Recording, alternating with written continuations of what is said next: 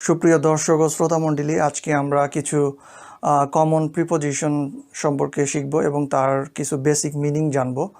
আসলে এই বেসিক মিনিংগুলো শিখলে যেটা হবে সেটা হচ্ছে যে আমাদের গ্রামারটা আরও ভালোভাবে আমরা আয়ত্ত করতে পারবো। আর প্রিপোজিশন আসলে কিছুটা সমস্যা, অনেকেই কিছুটা দ্বিধাগ্রস্ত হয়ে যায় যে কখন কোন প্রিপোজিশন ব্যবহার করতে হবে। আসলে প্রিপোজিশনের কিছু বেসিক মিনিং আছে, সো সেই বেসিক মিনিংগুলো যদি আমরা আয়ত্ত করতে পারি তাহলে আমরা প্রিপোজিশনের যে আরও ফার্দার অ্যাপ্লিকেশন আছে সেটা আমাদের বোঝা সহজ হবে। সো আমরা যদি এই ফিগারেটিভ যে আমাদের এখানে এক্সপ্লানেশন আছে সেটা যদি আমরা লক্ষ্য করি তাহলে দেখি ফার্স্টে ইনটা বোঝায় হচ্ছে যদি কোনো আমাদের একটা মানে দিক চিহ্ন থাকে, সেই দিক চিহ্ন যদি কোনো বাউন্ডারি দিয়ে ঘেরা থাকে বা কোনো তার ভিতরে কোনো ইন্টেরিয়র থাকে। ফর এক্সাম্পল একটা বক্স কিন্তু একটা কন্টেনারের মতো যার চতুর্দিকে বাউন্ডারি আছে, আর মাঝখানে যদি আমরা কোনো কিছু রাখি তাহলে তখন আমরা ইন বা ইনসাইড ইউজ করতে পারি। সো আমরা বলতে পারি যে the ball is in the box, or we can also say the ball is inside the box. এখন আমরা দেখতেছি এখানে একটা টেবিল আছে আর টেবিলের উপরে একটা বল রাখা আছে, আর বলটা কিন্তু টেবিলকে টাচ করে থাকে তার উপরিতলের উপরে। সো এরকম যদি হয় কোনো কিছুর উপরিতলে কোনো কিছু টাচ করে আছে তাহলে লেগে আছে, এরকম যদি কোনো সিচুয়েশন হয় তখন আমরা অন ইউজ করতে পারি, অথবা উপর অনেক উচ্চতা বোঝালে অন টপ অফ ইউজ করতে পারি। সো আমরা এখানে বলতে পারি the ball is on the table, or we can also say the ball is on top of the table. এখন আরেকটা জিনিস আমরা ফলো করি যে এখানে একটা ফ্যান আছে সিলিংয়ে ঝুলন্ত অবস্থায়, সেই ফ্যানটা কিন্তু টেবিল থেকে সরাসরি উপরে, কিন্তু টেবিলকে কিন্তু টাচ করে নাই। সো টেবিলের পরিপ্রেক্ষিতে সে কারণে আমরা বলতে পারি the fan is above the table. So above হচ্ছে যে কোনো কিছু উপরে থাকবে কিন্তু যার পরিপ্রেক্ষিতে আমরা কথা বলবো সেটাকে টাচ করবে না। আচ্ছা, এখানে আন্ডার আর বিলো জিনিসটা হচ্ছে যে কোনো কিছু যদি সরাসরি নিচে থাকে, সেটা হচ্ছে যে সেটা যদি টাচ না করে সে জিনিসটার সাথে, বাট নিচে থাকে, সেক্ষেত্রে আমরা দুইটা ইউজ করতে পারি, আন্ডার ইউজ করতে পারি, বিলো ইউজ করতে পারি। কিন্তু জিনিসটা যদি টাচ করে ওই যে জিনিসটার পরিপ্রেক্ষিতে আমরা বলছি সেটাকে, ফর এক্সাম্পল বলটা যদি বড় হতো টেবিলকে টাচ করতো তাহলে শুধুমাত্র আমরা আন্ডার ইউজ করতাম, বিলো কিন্তু ইউজ করতাম না। কিন্তু টাচ যদি না করে তাহলে কিন্তু আমরা দুইটাই ইউজ করতে পারি। সো এখানে আমরা বলতে পারি the ball is under the table, or the ball is below the table. Well, এখন দেখি আর একটা বল আছে এখানে, সেই বলটা কিন্তু টেবিল থেকে বেশি দূরে না, কাছেই। তো এরকম যদি হয় আশেপাশে থাকে তাহলে কিন্তু আমরা অনেকগুলো প্রিপোজিশন আছে যেগুলো আমরা ইউজ করতে পারি। ফর এক্সাম্পল আমরা বলতে পারি টেবিলের পরিপ্রেক্ষিতে the ball is at the table, the ball is near the table, the ball is next to the table, and the ball is beside the table. We can say the ball is by the table, the ball is close to table, and these are pretty easier for you to understand. Okay, এখন দেখি এই বলটা কিন্তু দুইটা জিনিসের মাঝখানে আছে, একটা হচ্ছে বক্স আর একটা হচ্ছে টেবিল। যখন দুইটা জিনিসের মাঝখানে কোনো কিছু থাকে, মানে ইন দ্য মিডল পজিশনে থাকে, তখন আমরা বিটুইন ইউজ করতে পারি। তো আমরা বলতে পারি যে this ball is between the box and the table. Okay, এখন আমরা এখানে যে সিনারিটা দেখতে পাচ্ছি সেখানে হচ্ছে একটা আমাদের বাড়ি আছে, বাড়ির পিছনে একটা কলা গাছ আছে। সো কলা গাছটা যেহেতু পিছনে আছে তো আমরা অ্যাট দ্য ব্যাক বলতে পারি, অথবা বিহাইন্ড ইউজ করতে পারি। আমরা বলতে পারি যে the banana tree is behind the house. আর এখানে দেখতে পাচ্ছি একটা তাল গাছ, সেটা হচ্ছে যে একটা ঘরের সম্মুখে আছে। তো সম্মুখে থাকলে আমরা ইন ফ্রন্ট অফ ইউজ করতে পারি। সো আমরা এখানে বলতে পারি the palm tree is in front of the house. এখন আরেকটা জিনিস আমরা ফলো করি, সেটা হচ্ছে যে এই বক্স থেকে পাম ট্রিটা যেখানে আঁকা হয়েছে এটা কিন্তু অনেক দূরে, অনেকগুলো জিনিসে পড়ে। সো এরকম অনেক দূরবর্তী যদি হয়, ফার অ্যাওয়ে হয়, তাহলে আমরা বলতে পারি যে the palm tree is far from the box. So এই বক্সের পরিপ্রেক্ষিতে পাম ট্রিটা কিন্তু অনেক দূরে। তো সেন্টেন্সটা হচ্ছে the palm tree is far from the box, far from the box.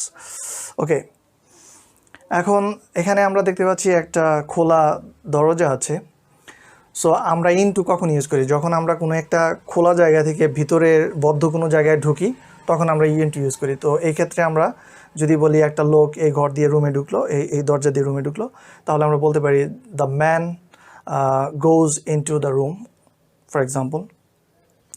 R out of হচ্ছে ইনটুর বিপরীত, তার মানে কোনো বদ্ধ জায়গা থেকে বাইরে বের হয়ে আসাটাকে আউট অফ বোঝায়। সো লোকটা যদি রুম ছেড়ে বাইরে চলে আসে তখন আমরা কিন্তু বলতে পারি the man comes out of the room. এখন ওভারটা হচ্ছে বেসিক্যালি অ্যাভাব অ্যান্ড ওভারের মধ্যে দুইটা পার্থক্য আছে। ওভারটা হচ্ছে একটু বেশি গতিময়তা বোঝায়। ফর এক্সাম্পল, একটা পাখি ঘরের উপর দিয়ে উড়ে যাচ্ছে, আর ফ্যানটা কিন্তু উড়ে যাচ্ছে না, গতিময়তা, ফ্যানটা স্থির, এখানে ফিক্সড আছে। তো অ্যাভাবটা কিন্তু এতটুকু একটা পার্থক্য। আর একটা পার্থক্য হচ্ছে যে ওভারটা কোনো একটা কিছুকে টাচ করেও থাকতে পারে। ফর এক্সাম্পল, আমি একটা কম্বল মোড়া দিয়ে শুয়ে রইলাম, তখনও কিন্তু আমি ওভার ইউজ করতে পারি, তখন কিন্তু অ্যাভাব ইউজ করতে পারি না। সো টাচও করতে পারে, আবার গতিশীলতাও থাকে, সেটা হচ্ছে ওভারের বৈশিষ্ট্য। তো এখানে আমরা যদি দেখি একটা ঘর আছে, ঘরের উপর দিয়ে পাখি উড়ে গেল, তখন আমরা কিন্তু ওভারটা ইউজ করব। তো আমরা সেন্টেন্সটা এভাবে বলবো, the bird is flying over the house. Well, এখানে কয়েকটা বিষয় আমরা লক্ষ্য করি। মনে করি যে এটা একটা স্টেয়ারকেস অথবা একটা আমাদের খাড়া রাস্তা। এরকম যদি হয়, তাহলে রাস্তার উপরের দিকে উঠলে জেনারেলি আমরা আপ ইউজ করব। তো আমরা বলতে পারি the man is, for example this man, the man is walking up the road. যদি সে নিচের দিকে নেমে আসে, the man is coming down the road. আচ্ছা, এখন এই রাস্তাটা দেখা গেল অনেক দূর পর্যন্ত গেছে, ওকে ফাইন। এখানে রাস্তার এই জায়গা থেকে এই জায়গা পর্যন্ত, এইটুকু রাস্তার সামনে কিন্তু আমাদের একটা বাড়ি আছে। তো এখন একটা লোক যদি এখান থেকে হেঁটে যায়, আর সে যদি এই বাড়িটাকে অতিক্রম করে, তখন কিন্তু আমরা পাস্ট প্রিপোজিশনটা ইউজ করতে পারি। তখন আমরা বলতে পারি যে a man is walking past the house. Okay, এখন ধরা গেল লোকটা এখানে আসছে, রাস্তার এখানে আসছে, এটা হচ্ছে রাস্তা, মেন রাস্তাটা, আর এটা হচ্ছে পেডেস্ট্রেইন। তো এই পেডেস্ট্রেইনে সে দাঁড়িয়ে আছে, এখন সে এই পেডেস্ট্রেইন থেকে রাস্তার অন্য পারে যেতে যাচ্ছে। এরকম যদি সে ক্রস করে, এরকম যদি কোনো কারণ হয়, তখন কিন্তু আমরা অ্যাক্রস ইউজ করতে পারি। তো আমরা বলতে পারি the man is walking across the road. আর অ্যালংটা হচ্ছে বরাবর বোঝায়। তো রাস্তার পাশে পেডেস্ট্রেইন ধরেই তো আমরা রাস্তা বরাবর হাঁটি। তো ওটার ক্ষেত্রে আমরা যদি এরকম করি, হয়তো একটা সমুদ্র তীরবর্তী কোনো একটা রাস্তা ধরে আমরা হাঁটতে পারি। তো এরকম যদি কোনো কিছু হয়, তাহলে আমরা অ্যালং ইউজ করতে পারি। তো আমরা যদি বলি যে লোকটা এদিকে হাঁটছে, তাহলে the man is walking along the road. Okay, এখন দেখা গেল এই লোকটি এখান থেকে এসে, এখানে একটা ট্রেন টানেল আছে, সেই ট্রেন টানেল তার হচ্ছে গন্তব্য, সে ট্রেন টানেলের পর্যন্ত যাবে। তো আমাদের যে এন্ড ডেস্টিনেশনটা, সেটা যদি আমাদের জানা থাকে, তাহলে আমরা টু প্রিপোজিশনটা ইউজ করব। তো আমরা বলতে পারি যে a man is going to the train tunnel.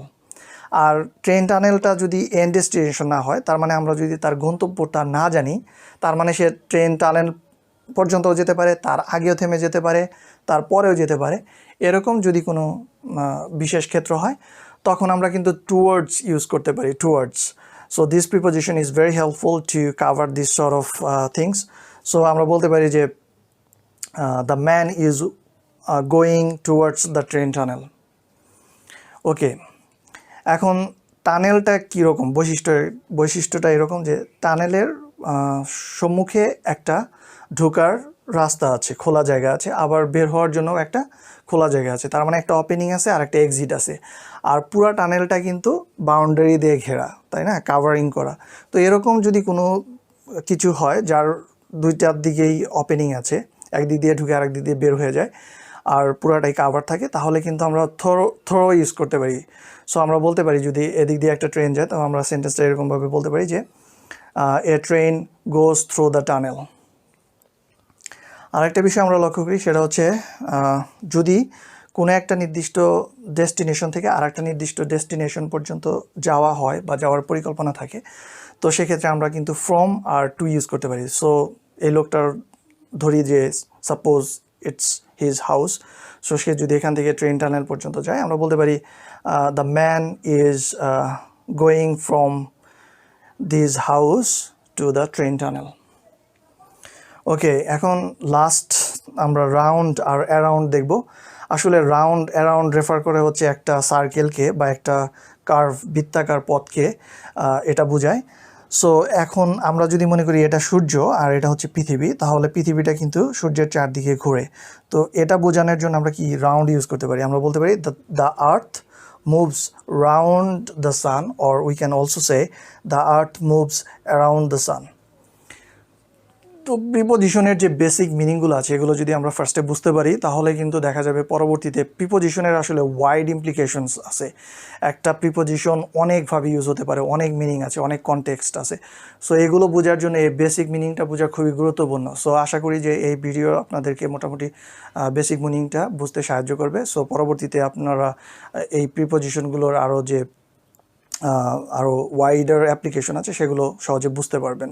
তো আমার চ্যানেলটা সাবস্ক্রাইব করুন আর ভিডিও দেখতে থাকুন। I hope this will help you.